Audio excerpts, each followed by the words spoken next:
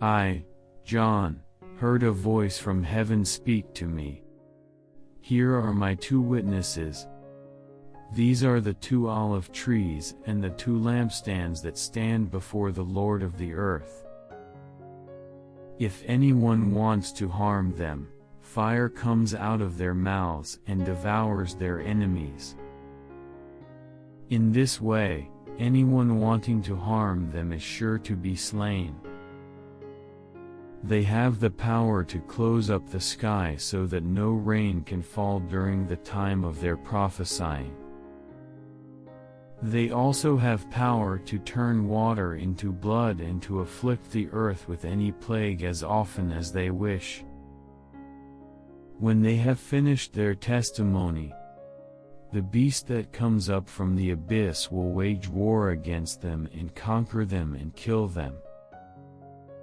Their corpses will lie in the main street of the great city, which has the symbolic name Sodom and Egypt, where indeed their Lord was crucified.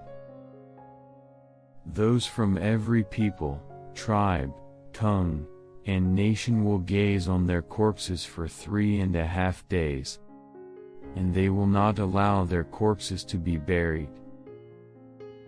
The inhabitants of the earth will gloat over them and be glad and exchange gifts because these two prophets tormented the inhabitants of the earth.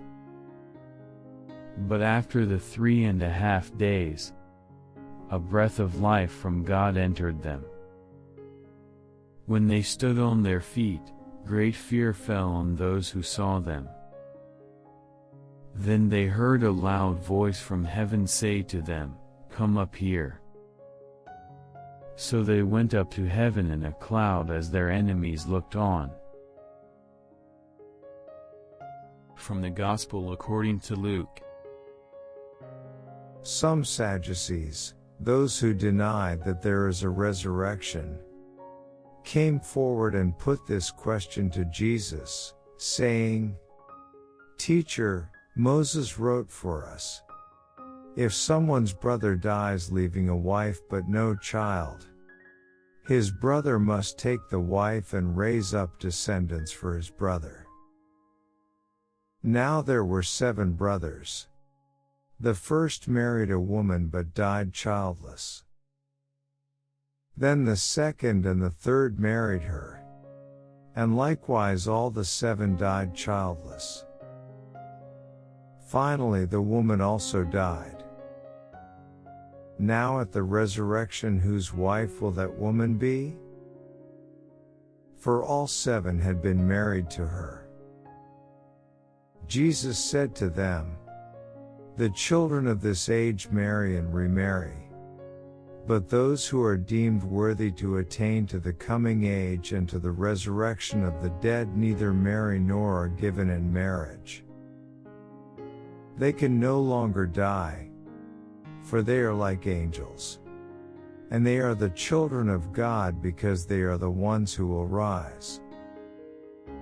That the dead will rise even Moses made known in the passage about the bush, when he called Lord the God of Abraham, the God of Isaac, and the God of Jacob. And he is not God of the dead, but of the living, for to him all are alive." Some of the scribes said in reply, "Teacher, you have answered well." And they no longer dared to ask him anything.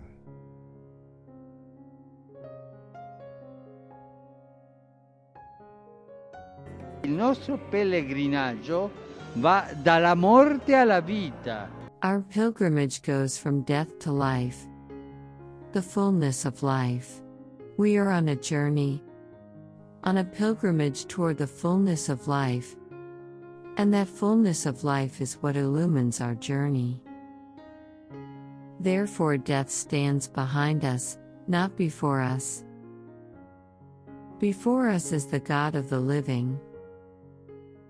Before us stands the final defeat of sin and death, the beginning of a new time of joy and of endless light.